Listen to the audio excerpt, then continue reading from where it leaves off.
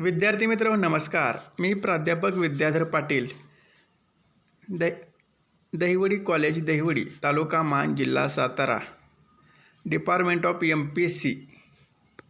त्यातील आजचा घटक सरासरी या घटकावरील पोलीस भरती, MPSC, PSI, STI, ASO मुख्य आणि पूर्व परीक्षेला विचारलेल्या सर्व प्रश्नांचे आज आपण स्पष्टीकरण पाहणार आहोत. तरी तुम्ही आपल्या या व्हिडिओला पाहत असाल तर योग विद्या MPSC ट्रेक चॅनलला सबस्क्राईब करा. जर व्हिडिओ आवडला तर लाईक आणि शेअर करायलाही विसरू नका. तर चला पाहूया आजचा पहिला प्रश्न. 5 निकालांची सरासरी 46 गुण आहेत. पहिल्या 4 निकालांचे 45 गुण आहेत. तर 5व्या विषयात गुण मिळाले. तर 5व्या विषयात किती गुण मिळाले असं विचारले. 5 विषयांची निकाल सरासरी किती आहे? 46. पहिल्या 4 निकालांचे 45 गुण. तर 5व्या विषयात विचारलेले आहेत. तर ह्याचे पर्याय आहेत, पर्याय पाहून घ्या. हा STIला विचारलेला प्रश्न आहे. तर याचं आपण पुढं स्पष्टीकरण पाहूया. स्पष्टीकरण बघा. 5 निकालांचे गुण किती आहेत? त्यांची सरासरी किती होती? 46. तर आपण त्यांचे गुण काढू. म्हणजे एकूण 5 विषय होते, त्यांची सरासरी होती 46. 46 गुणुले 5 गुणुले किती येतं? बरोबर येतं 230. तर आता त्यांनी 4 निकालांचे दिले बघा. 4 निकालांची सरासरी दिली आहे. त्याची किती आहे? 45 गुणुले म्हणजे 4 गुणुले करायचं. त्याची किती आलं? 180. तर आता 5व्या विषयाचं विचारलं आहे, बरोबर आहे का? तर या 5 विषयातून हे 4 विषय वजा करायचे म्हणजे 5वा विषय निघेल. 230 वजा 180 उत्तर किती येणार? 50. 5व्या विषयाचे गुण किती असणार? 50. तर हा असा प्रश्न होता. पुढला प्रश्न पाहूया. ABCD आणि E हे 5 क्रमाने येणारे विषम अंक आहेत. तर त्यांची सरासरी काय होईल? अतिशय सोपा प्रश्न आहे बघा. ABCDE हे 5 क्रमाने येणारे विषम अंक आहेत. तर त्यांची सरासरी काय होईल असं विचारले. तर हा तुम्ही इथंच प्रश्न सोडवू शकता. तुम्हाला माहिती आहे बघा, सरासरी म्हणजे काय असते? मधली संख्या असते. कोणती संख्या असते? मधली संख्या. तर आता इथे एकूण 5 संख्या येत्या, बरोबर आहे का? तर हे 5 संख्या तर पहिल्या 2 सोडायच्या आणि शेवटच्या 2 सोडायच्या म्हणजे मधली संख्या ही काय असते? सरासरी असते. तर याचं उत्तर काय असणार? पर्याय क्रमांक 2 C उत्तर असणार याचं. पुढं पाहूया आपण याचं उत्तर. या ठिकाणी दिले स्पष्टीकरण.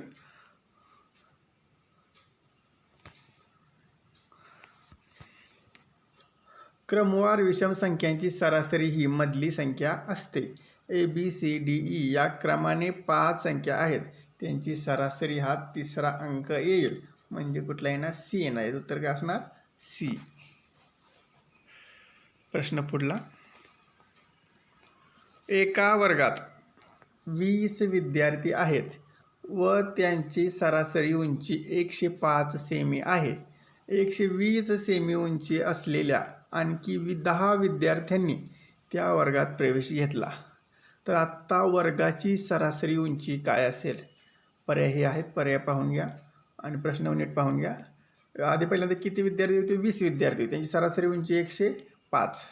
तर परत 10 विद्यार्थी आले आणि त्यांची होती 120 सेमी उंची. तर आता संपूर्ण वर्गाची विचारलेली आहे. तर याचं स्पष्टीकरण पाहूया आपण. पहा स्पष्टीकरण. 20 विद्यार्थ्यांची सरासरी उंची 20 गुणुले 105 किती येते? 2100 सेंटीमीटर. तर नंतरच्या 10 विद्यार्थ्यांची सरासरी उंची 120 गुणुले 10 बरोबर किती येते? 1200 सेंटीमीटर. ही आली. आता यांची काढून घेतली. आता वर्गातील विद्यार्थ्यांची काढायची. वर्गातील सर्व विद्यार्थ्यांची सरासरी उंची काढू. या दोन्हींची बेरीज करायची. 2100 आणि 1200ची बेरीज करायची. पहिले किती विद्यार्थी होते? 20.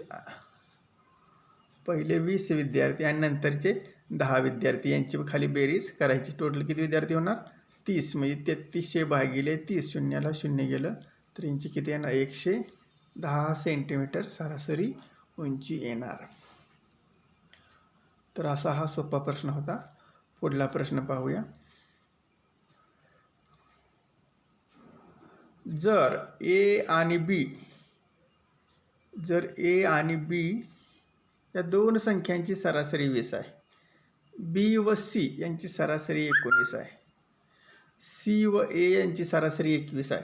तर A ची किंमत किती? तर बघा दोन्ही दोन्ही दिले, ए बीची दिले 20, बी सीची दिले 19 आणि सी एची दिले 21. त्यांनी विचारले बघा एची किंमत विचारली. अतिशय सोपा प्रश्न आहे. प्रश्न पाहिल्या याचं उत्तर येतं बघा. तुम्हाला एकदम शॉर्ट सांगतो, शॉर्ट मेथड याची, शॉर्ट ट्रिक्स. तर शॉर्ट ट्रिक्स बघा आपल्याकडे काय आहे. तर बघा ए आणि बी 20 बरोबर आहे. बी आणि सी किती आहे 19, सी आणि ए 21. तर या ठिकाणी आपल्याला त्यांनी एची किंमत विचारली आहे. बघा ज्यात ए आहे ती पहिल्यांदा लिहून घ्यायचं, एची किंमत काढाय म्हटल्यावर. ह्या ए आणि बी इथं 20 लिहून घ्या. परत काय सी आणि ए 21 लिहून घ्या. यांची बेरीज करा, किती येते बघा. 21 बेरीज येते, सॉरी 20 आणि 21 किती येते 41 बेरीज झाली. 41 बेरीज झाली. आता ज्याच्यात ए नाही ती वजा करून घ्या, म्हणजे 19 यातून वजा करायचं. 42 वजा 19 किती येतं 22. तर याची किंमत बघा, तर किती उत्तर असणार 22. त्यात पर्याय क्रमांक होता 22, हे त्याचं उत्तर. एकदम शॉर्ट मेथड करावी. पहिल्यांदा ज्यात ए आहे, जेची किंमत विचारते बघा, नीट सांगतो अजून एकदा. ज्याच्यात ए आहे त्यांनी एची किंमत विचारली, म्हणून ज्याच्यात ए आहे म्हणून पहिल्यांदा ए आणि एची यांची काय करायची बेरीज करायची. ए आणि ए बी आणि सी एची बरोबर यांची बेरीज केली. आता ज्याच्यात ए नाही त्यातनं ती बी सी वजा करायचं, म्हणजे ए राहतं बरोबर आहे का. मग त्यातून काय करायचं बी सी वजा करा. बी सी किती 19 बघा या ठिकाणी 41 वजा 19 किती येतं 22. हे उत्तर किती येणार आहे 22.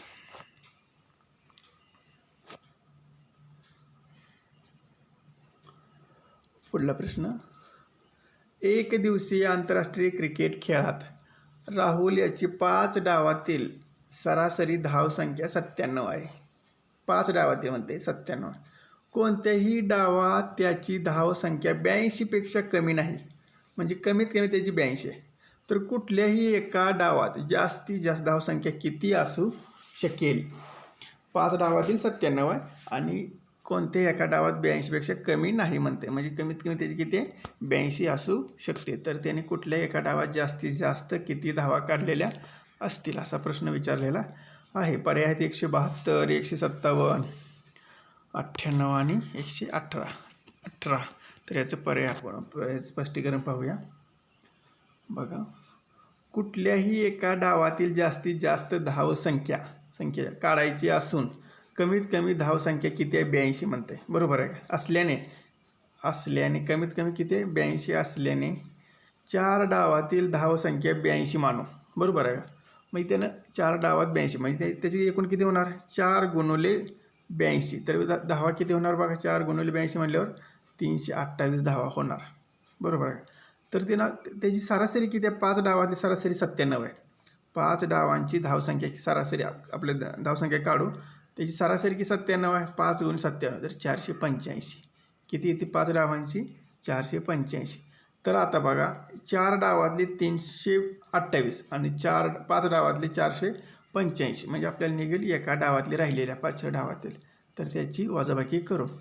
485 वजा 328 तर याचं उत्तर येतं 157. याचं उत्तर किती येतं 157. त्याने सर्वात जास्त किती धावा काढल्या असतील 157. 5व्या डावातील जास्त धावा.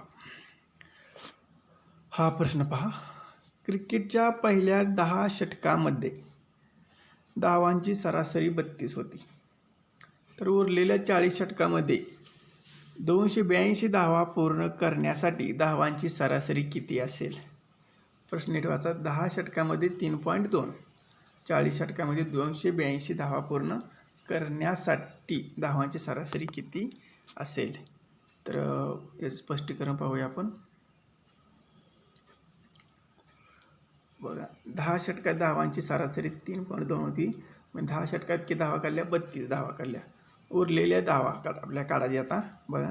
टोटल धावा 282 येत्या, त्यातनं 32 धावा वजा केल्या, राहिल्या किती 250 धावा राहिल्या. तर 40 षटकात आता 250 काढायचे धावा.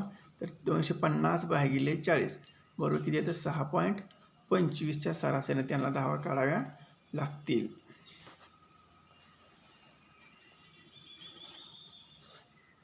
हा प्रश्न पहा, सोपाच प्रश्न आहे. 48 स्टार 4, 5 स्टार या 3 संख्यांची सरासरी 45 आहे व दोन्ही संख्यातील स्टारच्या जागी तोच अंक आहे म्हणजे एकच अंक आहे, तर तो अंक कोणता? 1 2 3 4 असं पर्याय आहेत. तर आपण यांची पहिल्यांदा बघा, 3 संख्येची सरासरी लक्षात ठेवा हे 45, पहिली संख्या 48 आहे. याचं स्पष्टीकरण पाहू. 48 बघा, 48 स्टार 5 5 स्टार या 3 संख्या. पहिल्या 3 संख्येची सरासरी काढू. 3 संख्यांची सरासरी होती 45, म्हणजे 3 संख्यांची बेरीज किती आली? 135. आता बघा, तर राहिलेल्या 2 संख्यांची आपल्याला बेरीज काढायची असेल तर पहिल्यांदा यातनं 135 वजा ही पहिली संख्या क्लिअर आपल्याला माहीत आहे 48, तर यातनं 48 वजा करू. यातनं 48 वजा केलं राहते किती? 87. बघा, आता या 2 संख्यांची बेरीज किती आहे? 87. तर 87ची बेरीज करा आपल्याला. बघा, स्टार 4 आणि 5 स्टार यांची बेरीज किती येते? 87 येते. तर बघा, इथं 4 आहे आणि इथं स्टार आहे किती आहे? तर इथे एकक स्थानी 7 येण्यासाठी किती पाहिजे आपल्याला? इथं मग 3 पाहिजे. 4 आणि 3 किती येतं? मग 7 येतं. आता समजा इथं 3 घेतलं, दोन्ही ठिकाणी एकच अंक पाहिजे म्हणते. मग ह्या पण ठिकाणी 3 घेतलं, 3 आणि 5 8, म्हणजे किती येतं? बरोबर स्टारच्या ठिकाणी 3 पाहिजे, तेव्हा 87 बेरीज येते. बरोबर. तर याचं उत्तर किती असणार आहे? पर्याय क्रमांक काय असेल ते, याचं 3 उत्तर आहे. पर्याय क्रमांक 3च. पुढला प्रश्न पहा.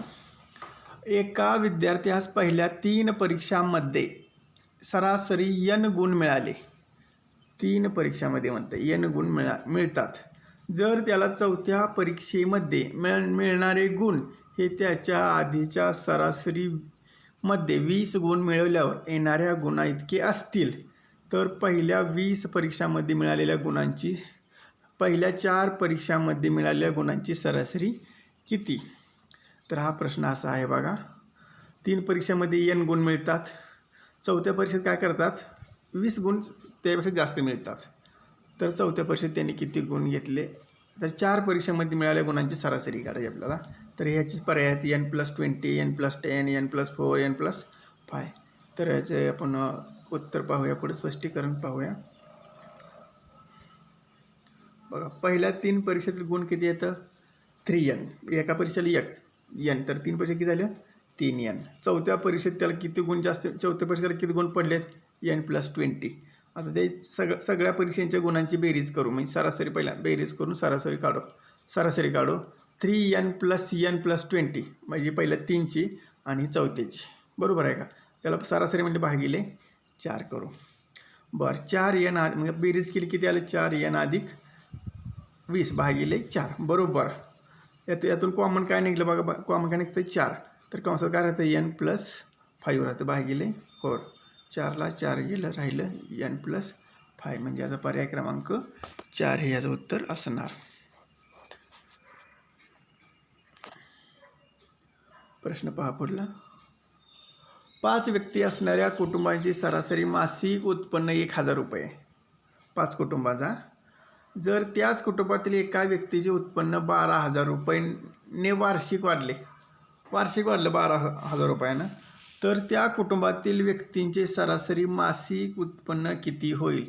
पहिला पर्याय क्रमांक 1200, 1600, 3400 आणि 2000 असं तऱ्हेनं हा पर्याय आहे. तर याचं स्पष्टीकरण पाहूया आपण पुढं. पहा स्पष्टीकरण. कुटुंबाचे मासिक उत्पन्न पहिल्यांदा किती आहे? 1000 होतं, म्हणजे सरासरी.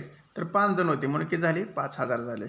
एका व्यक्तीचे वाढलेले वार्षिक उत्पन्न बघा, त्यांनी दिले 12,000 रुपये. बरोबर आहे.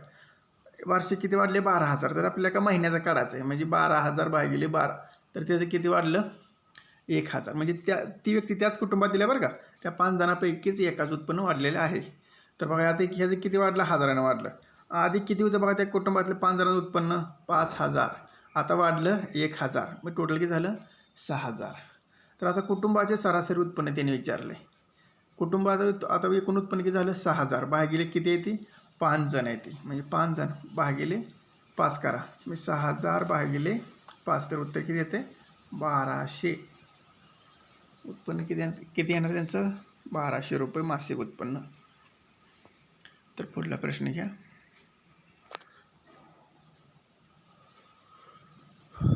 एक मोटार 150 किमीचे अंतर 50 किमी या वेगाने पार करते.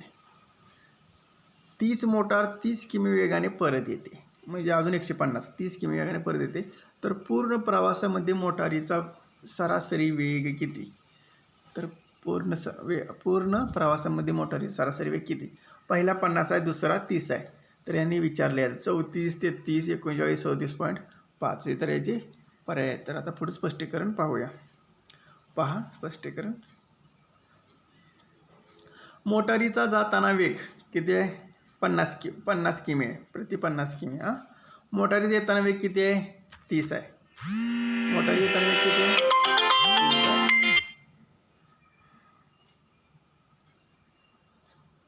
बघा, मोटारीत येताना वेग किती आहे? 30 आहे.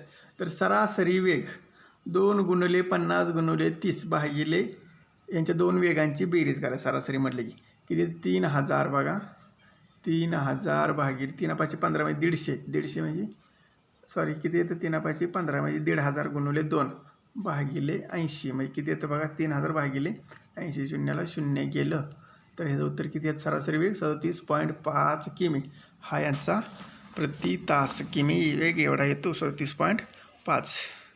तर विद्यार्थी मित्रांनो, हा तुम्हाला व्हिडिओ कसा वाटला?